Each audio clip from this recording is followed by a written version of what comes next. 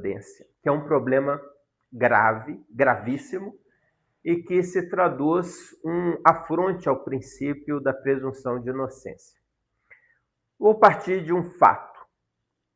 Normalmente se condena em crimes, esses chamados crimes entre quatro paredes, a pessoa vítima, a pretensa vítima, tem ali externa os fatos e o juiz ele vai, a partir da narrativa, buscar elementos probatórios para fundamentar aquela narrativa, mas ele busca em uma fonte viciada, busca numa testemunha suspeita, numa informante, e tira dali, daquelas declarações da informante, por exemplo, 10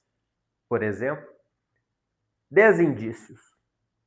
Coloca sob os auspícios do artigo 239 do Código de Processo Penal, e esses indícios, mais a declaração da vítima, forma o conjunto probatório, que fundamenta a condenação e estabelece aí uma lógica que isso seria suficiente para o substrato mínimo para uma condenação penal. Entretanto, a gente vai observar na doutrina francesa que é onde surge esse conjunto probatório, eles falam lá feixe de provas, só que esse feixe de provas são decorrentes de fontes diversas. Não é a mesma fonte, ao contrário do que faz no Brasil. É normal no Brasil você pegar a pretensa vítima, pegar uma pretensa declaração de alguém isento ou que não teria interesse sobre aquela causa, e dessa declaração única, você tirar dali 10 indícios, e desse conjunto do depoimento e dessa declaração, você tem ali o feixe de provas. Mas isso é contrário ao que diz a doutrina francesa. Você precisa estabelecer um contexto probatório de fontes independentes, não da mesma fonte. Então, trata-se de um eufemismo, trata-se de um discurso retórico, porque aqui no Brasil, para vencer a presunção de inocência, você parte da narrativa da vítima e sai amigalhando elementos informativos, suspeitos, da testemunha suspeita, e você vai ali elencando da mesma fonte. Esquece os elementos contrários, dentro daquele viés de confirmação que nós já havíamos ali traduzido. Eu vou até mais longe. Esse grande livro, que é clássico, Tratado das Provas em Matéria Criminal, do Mittermeier, esse livro, ele vai traduzir, na página 421, essa preocupação. O indício é, por assim dizer, o dedo que mostra um objeto. É o dedo que aponta para o objeto. Não o objeto, mas o dedo que aponta o objeto. É o rastro, não é? É um quadro que você não vê o objeto em si, mas a partir dele você induz, infere, não é? Imagina do que pode dali decorrer. Por exemplo, exemplos do Mittermeier, uma roupa suja de sangue, um botão que falta na camisa da pessoa e esse botão está na casa da vítima. Isso são indícios. É importante o indício quando no conjunto probatório todo. Isoladamente, ele não significa muita coisa. Mas dentro do conjunto probatório, ele é muito importante. 10 indícios, então, soltos, eles não valem nada.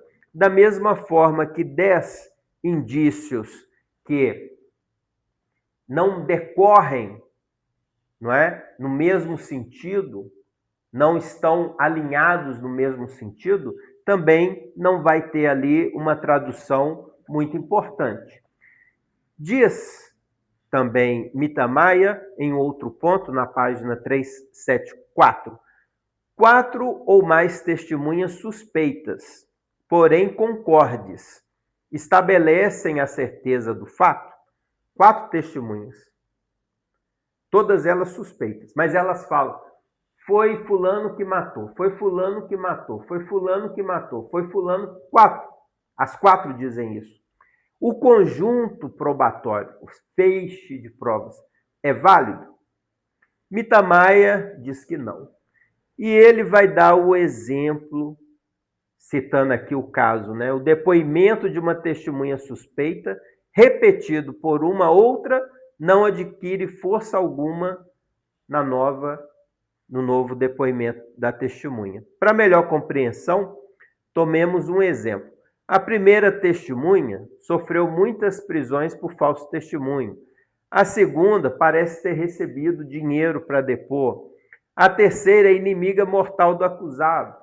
A quarta é um parente próximo. A afirmação de um mentiroso não faz acreditar na mentira de um outro.